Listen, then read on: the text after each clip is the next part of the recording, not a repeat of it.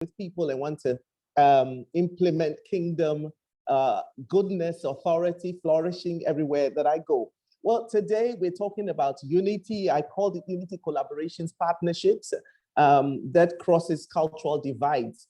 And like I said, I don't know what I'm going to say to you that you don't know already. So I decided I'm just going to talk about the things that have influenced my own life, my own thinking, as I cross different cultural divides. By the grace of God, my work up until COVID rudely interrupted it, crossed 45 different nations, several hundred cities, from Asia, from Cambodia right down to South Africa, to Mexico, all across the regions. And I'm from Ghana, West Africa, as you can tell from my accent. And I'm talking to you actually from Accra, Ghana, where I have been for the last few months now. So unity, and there's a prayer that has touched my heart so much, that has driven my thoughts and influenced my thinking. And you know it already. It's Jesus's John 17 prayer. I think that when a man is about to go and he prays some prayers, these are important prayers that we must pay attention to. So I'm just going to remind you of it. He says, I am praying, this is the Message translation, I'm praying not only for them, but also for those who will believe in me because of them and their witness about me. So Jesus is praying for us. And if he's praying for us, it's important to notice the things that he's praying for. I noticed that he didn't pray for church growth necessarily. He didn't pray for financial resource. He didn't pray for protection from the enemy. If he's praying, then he's a bit like Paul. He's very particular about the content of his prayer and very particular about the prayer points that he raises. So he's praying that for those who believe in him, that's us, people of the kingdom, because of them and their witness about me. So he's saying, listen, whatever I'm praying for is going to affect their impact, their influence, and their effectiveness in the pursuit of the kingdom and the gospel.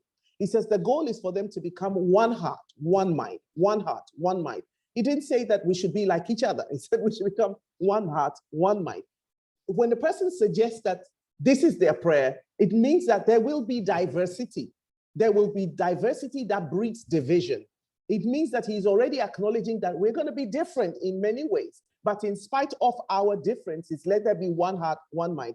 Just as you, Father, are in me and I in you, so they might be one heart and one mind with us. Then the world might believe. Then I put in capitals, then he's talking about results. Then the world might believe that you in fact sent me. The same glory you gave me, so I gave them. So that why? Why is the glory here? Not so we'll be so powerful, but so that we'll be united and together as we are. As he is, he says, I in them and you in me. In others, we can't do anything without him. And in other words, is he suggesting that we can't do much without one another and one another in him? Very interesting thoughts. So as I'm saying to you, I'm not just trying to preach to you, but these are thoughts that have influenced my own thinking and my own attitudes and my own actions. He says, and then they will be mature.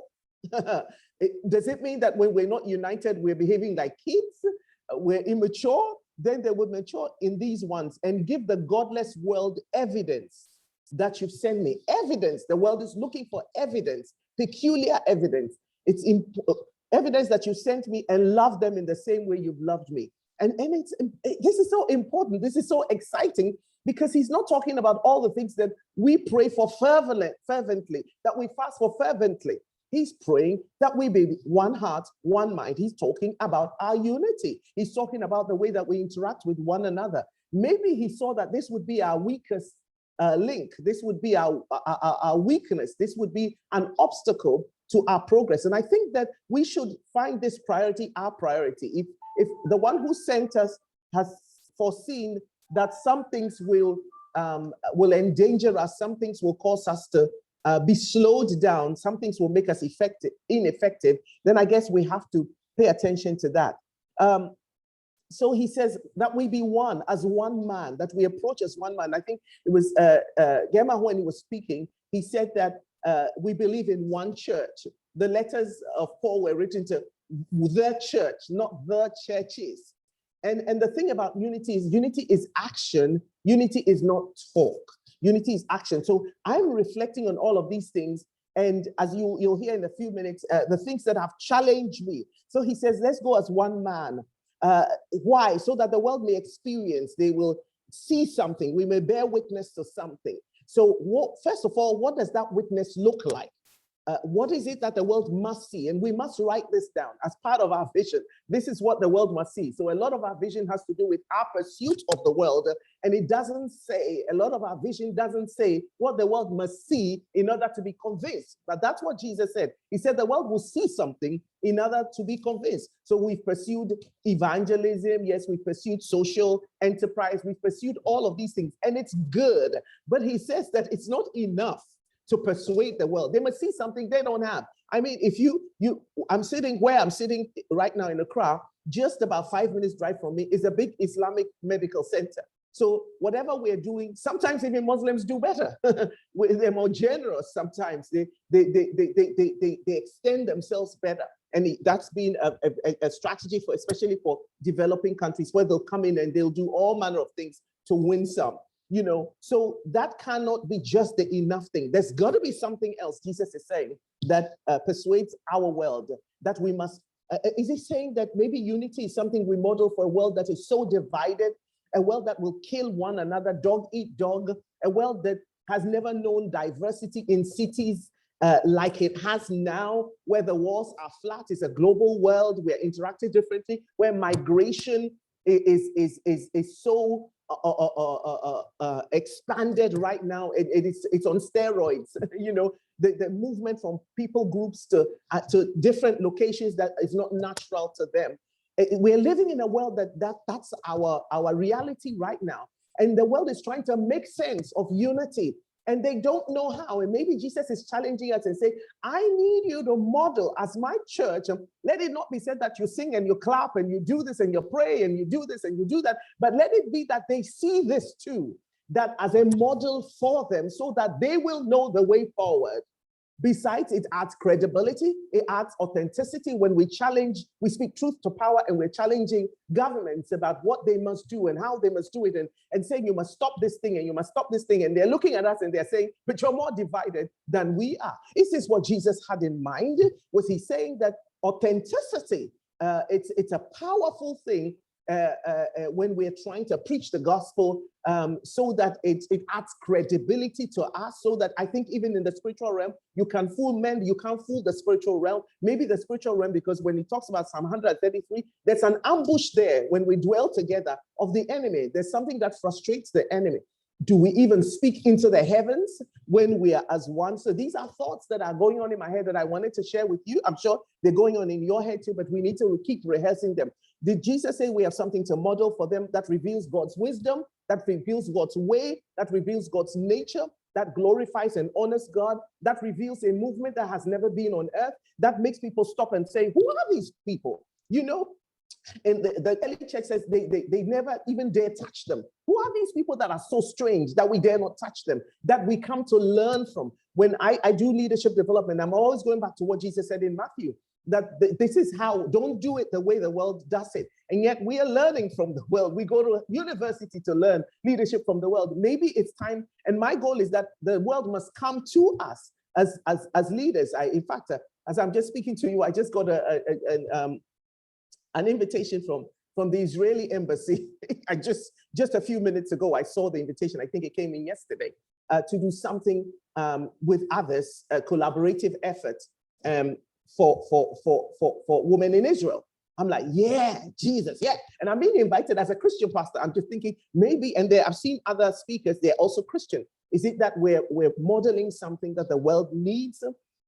Recently, I had to sit on a board, on a panel discussion with a Black Jewish person. This was on the invitation of the Jewish Board of Deputies, Black Jewish person and a Black Muslim, to talk about racial unity. The world is looking for answers. And you know what? It's about time we sat down, and as part of our vision and as part of our strategy, we're not just speaking to ourselves, we also must speak to the world and understand that we're under the microscope and we are being examined and we're being watched.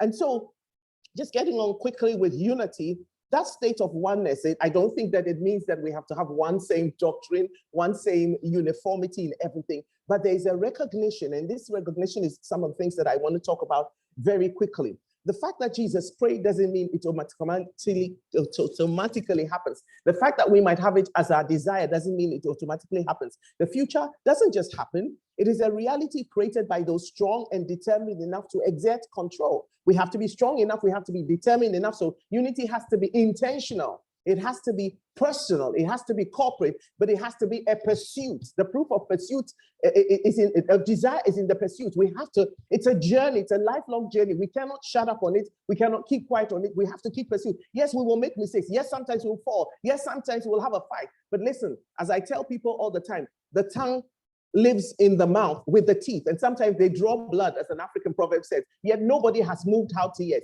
They understand if the tongue moves out, has the mouth gonna taste things. The teeth needs the tongue needs the teeth, and so they draw blood, they swallow that blood, and they get on with it.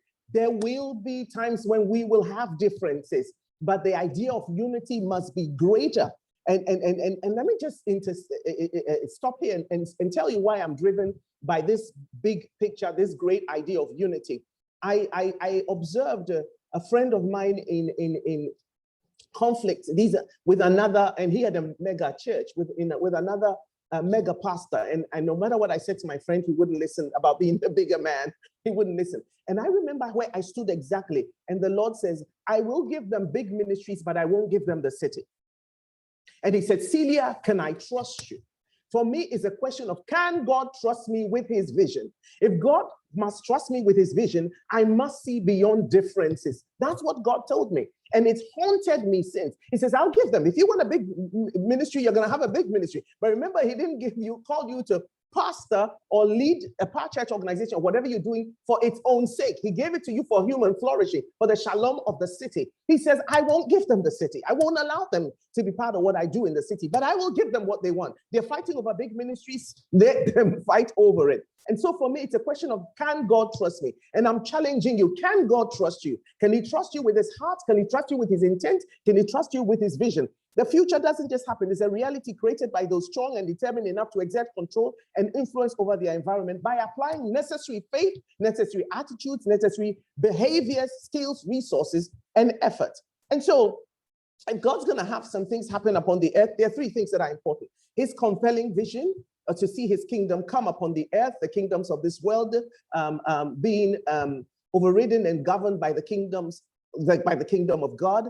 It's also doing things God's way. And that's, I guess, what we're going to be talking about in this racial unity and cultural integration, is doing things God's way. And then the quality of the people and their attitudes that are involved with it.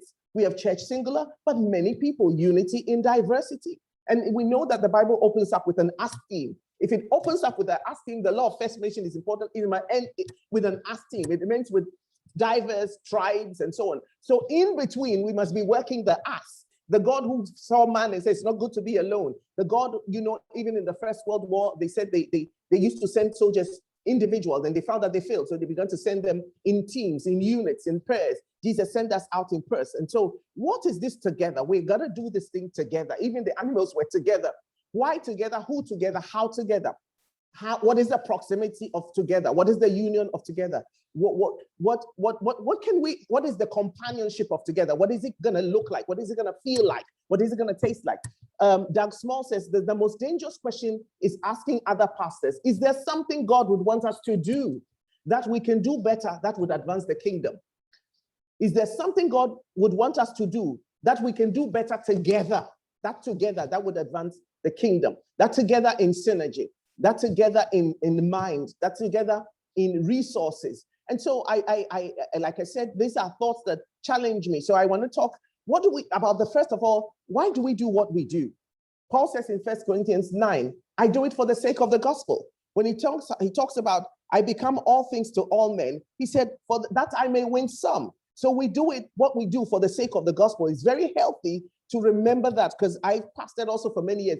You can get into the roads of just the challenges of growing church that you forget why you were growing church in the first place. He says, I'm free of the demands and expectations of everyone. Message 1 Corinthians 9:19-22. I have voluntarily become a servant to any and all in order to reach a wide variety of people. Religious, non-religious, meticulous moralists, loose-living moralists, the defeated, the demoralized, whoever. Maybe we might say, I'm deliberately going to humble myself. I'm deliberately going to be all things to all men, Black, white, Chinese, Indian. I don't care where they come from.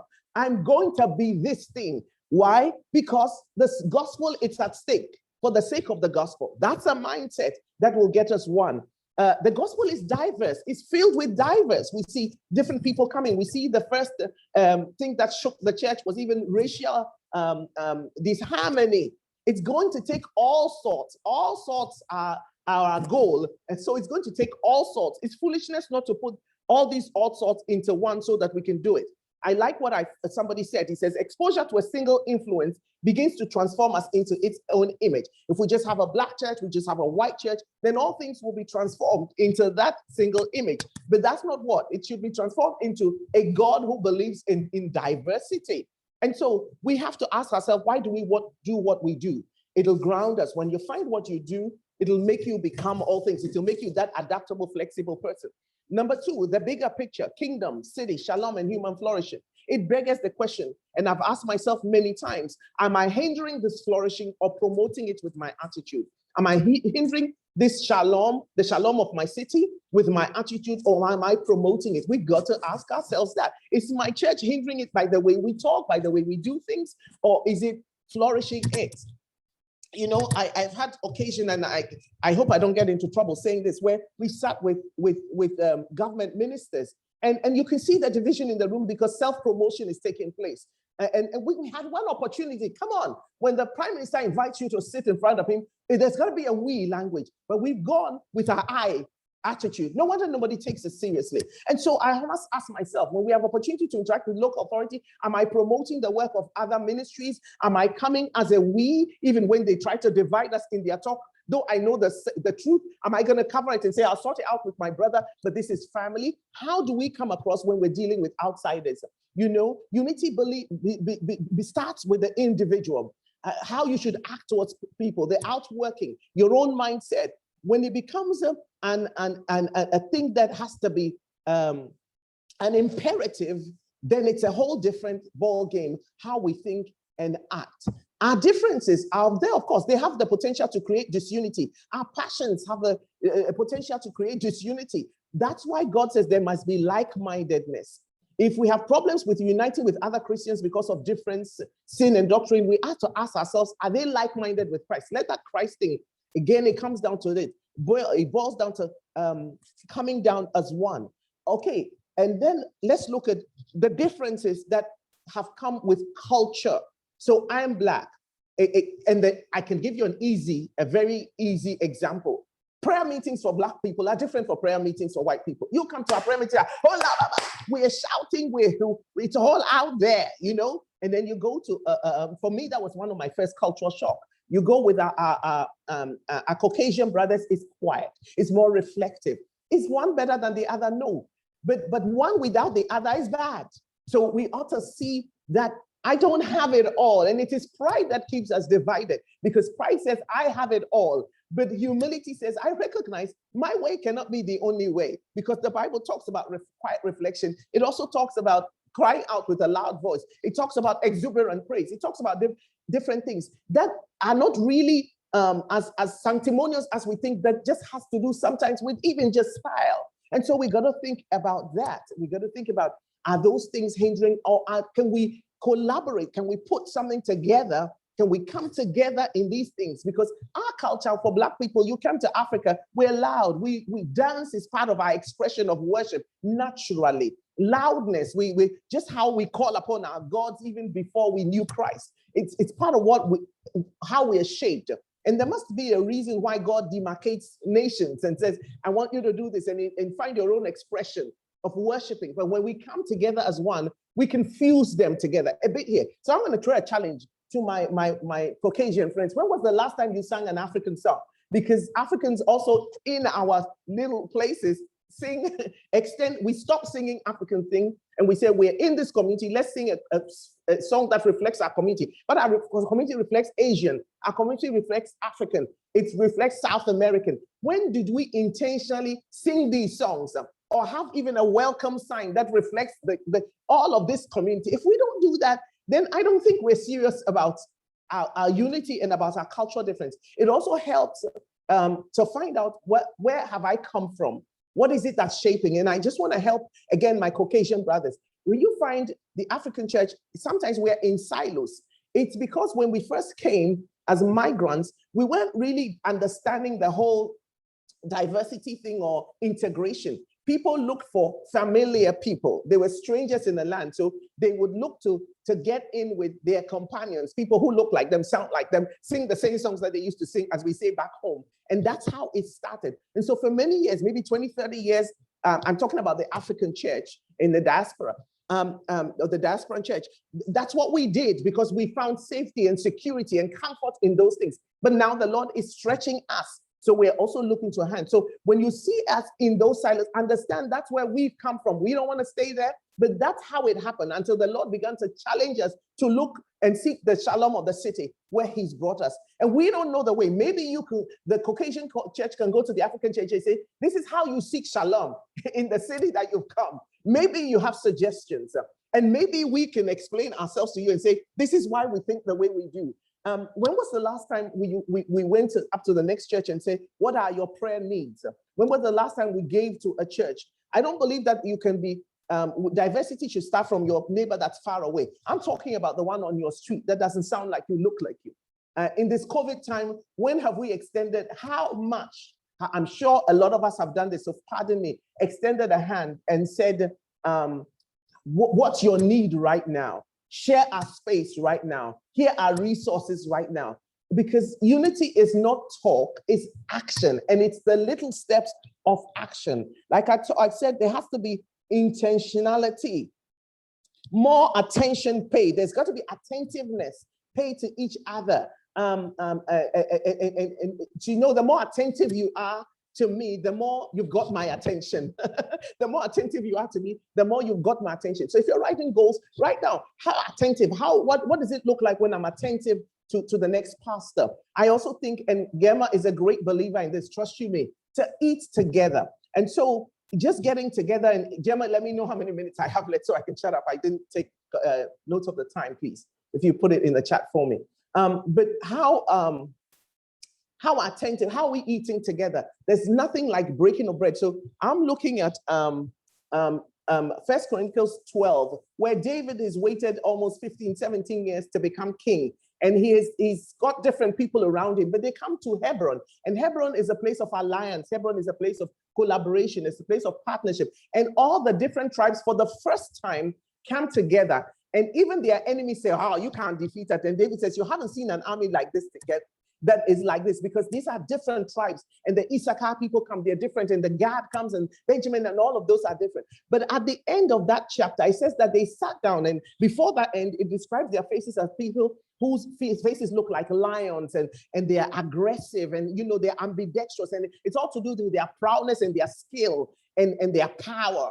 But when they come together, it says that they break raisins. Some people brought bread, some people brought cakes and raisins, and they sat down and ate for 3 days before they went to war. What does that teach us? David recognized that people don't trust each other. They've come from Saul's camp, they've come to my camp. Nobody trusts each other. So he's saying this, that we need to get together. He's saying we need, as an army, before we can trust each other, let's break bread together. There's nothing like breaking bread together. It brings laughter. It brings, you know what, we're so relaxed. And I'm eating what I call carpet. In German, I've forgotten how, I always mispronounce it. I don't want to abuse the name, but from the Ethiopian culture, and drinking strong coffee. And I've come to love it, and I make a boast of it because I've come to understand each other more. We eat each other, we're more relaxed. It's why we sign contracts over little bits of napkins, and we agree on things. I think we ought to do this intentionally. I think we ought to get beyond just having pastor's coffee in somebody's vestry or somebody's church hall. Let's go into each other's homes. There's nothing like coming into my home that says, I trust you. That breaks down barriers. Let's start little. I believe in starting little. One by one, I come to your home, you come to my home, I come to your home, you come to my home, I come to your home. And then our children get to know each other. And before I forget, let's introduce our congregations one to another in that same way. It's all right for pastors to do it, but we're driven by the opinion of our people, of our eldership, of our congregants. And so let's do it where I come to your home, you come to my home. We sit at some coffee place, yes, but we break bread together. I'll come and have some soup. You come and have some and jollof, and we can talk. Our families get to know each other, and we're building, because this is a journey, and there's a building. Trust doesn't happen overnight, and we're building trust. And I'm understanding you more, and you're understanding me more, because we're in for the long haul. That's how I have practiced it. This, so now we're brother and sister. That we know we are Black. I have a lot of Caucasian friends. He's white, but I don't think Black first. When I think Black, I don't think the difference, but I think about value add. But first of all, trust has to come. So David breaks the trust barrier, where for 3 days they're eating, they're singing, they're rejoicing together. And then after the 3 days, they're ready to take on the city. And I think that's when they defeat Jebus and they take it on. We have got to think that way. Diversity, but how are we going to be united? We've got to think about the racial differences and deliberately write them one by one and overcome them. I think in the coming weeks and years, we are going to have to review our discipleship material and intentionally put in there racial harmony, unity as part of discipleship training, as part of our discipleship curriculum, not just for Bible schools, but for our individual churches, so that we don't have to be reactive. People will be rather intentional. They'll grow with understanding, this is my brother, this is my sister, long before tensions rise. So if we put that theology in there of racial unity and harmony from the time a certain gets born again and we're discipling them, I think that we won't have to deal with the things that we're doing now. And talk about this cultural intelligence, understanding each other more, because it'll reflect in schools, it'll reflect at work, and all of those things. And we're trying to influence all of these places. And so we don't have to fight battles later that we could have saved ourselves from fighting today. How about collaboration and the need? I think that the greatest thought for me, apart from God trusting me, and is this, with the city, is one of collaboration, where the collaboration is born out of need. And I think need will drive us to be one with another.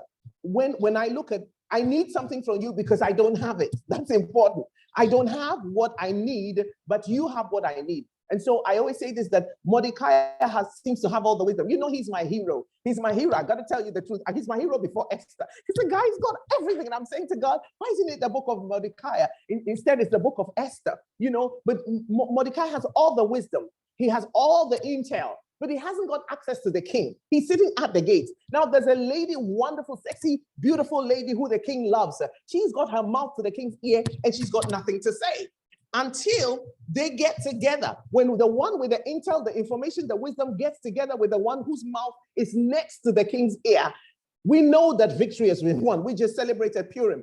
And so we know that this is how they won it. Why can't we exemplify that? Instead of just binding and losing, why can't we position ourselves like they postured and positioned themselves to win? Why can't we? So there are many churches right now that have a lot of influence with local authority. There's one who doesn't have influence with local authority, but they have the money. Can we do that? This is a real test of whether we want racial unity or not, whether we understand we want what Jesus' prayer. Maybe there's one prayer we can answer for him, at least one prayer we can answer for him. Just as the Father answered it, we can answer it too. Can I put my resources? If I can't put my resources and into what you're doing so that kingdom will come, there's a question about it. So Paul goes on to, you notice that when he's in prison and other men are preaching, he says it's okay. At the end of the day, they are mocking me. They are rejoicing that I'm where I am. But at least the gospel is being preached. When was the last time you and I talked like that? At least I don't get the glory. Money. I don't get the glory. It's money. See, these are some of the things that divide us. It's how we think. Wanting to achieve. We planting, and I think in companion planting, according to Good Housekeeping Guide, seasoned gardeners know that a diverse mix of plants makes for a healthy and beautiful garden. And so they believe that plant combinations have extraordinary, even mysterious powers to help each other grow. The scientific study of process is the planting of different crops in proximity for any number of different reasons, including pest control, pollination, providing habitats for beneficial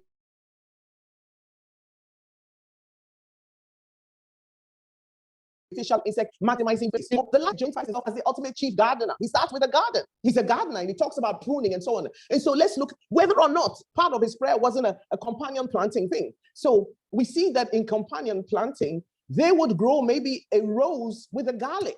The bulbs of the garlic and their chives can help to repel pests, so pest control that attack roses, so they protect. Garlic stings. It's not the most fragrant, but rose is fragrant. But rose cannot say to the garlic, I don't need you, because the moment it says that, it's vulnerable to the pest that will come and destroy it. So the garlic is there and nobody wants to smell garlic. But hey, I am useful. When you find that your neighbor is useful to you, trust you me, it'll drive us into integration. It'll drive us to unity. Furthermore, the small and purple or white flowers at late spring on the garlic plant look great with rose flowers and foliage. So my rose also adds some value to the garlic. It's making it look beautiful. Go and check. They plant cabbage with tomatoes. Tomatoes repel diamondback moth larvae, which can chew large holes in cabbage leaves. It goes on and on and on. This is the wisdom of nature teaching us something about the bigger picture. And so, there's just so much that we can do. What about exchange of pulpits? That's one. I get to hear your heart. You get to hear my heart. My people get to hear a flavor of what you carry. And you get to hear a flavor of what we carry. But in the past, I must admit, and I am not, it has to be just one-sided. We've done washing of feet, but our pulpit exchange hasn't gone far enough. But so let's do it. Let's do it on a consistent basis. And like I say, that exposes our congregations one to another and our experiences one for another. Praying for one another, visiting one another's churches, one another's events, being intentional. When we find there's a division, talking about that division, actually eyeballing it at other and facing that division. I just think that some of these things will bring us to the point of racial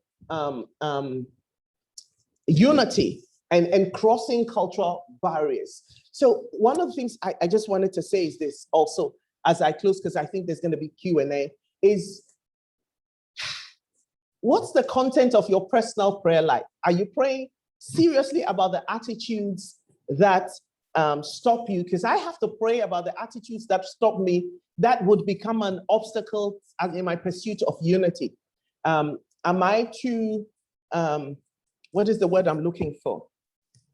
Am I too critical? Do I talk about the differences more? Or do I talk about the points of unity more? About the points where we are like more? Am I critical in my heart while smiling in my face? Because I'm telling you, I found that authenticity in the spiritual world makes all the difference to the impact upon the earth. And so even my prayer life and taking my heart before God and say, God, I found I'm racist here.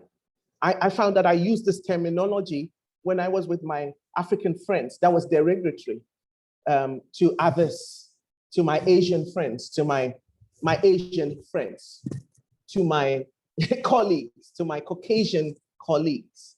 Are they truly friends? Do I think of them as friends? I'm going to come back to the individual. It's got to be your heart, my heart, bared before God, because it's our heart that comes together collectively and promotes this union. I think it's a posture of mind. I think it's a posture of need. I think it's a posture of humility. I think it's a posture of servanthood. I think it's a posture of building trust. I think it's a posture of honoring God. I think it's a posture of, if we don't do this, the earth gets worse. Can I afford that? Over to you again.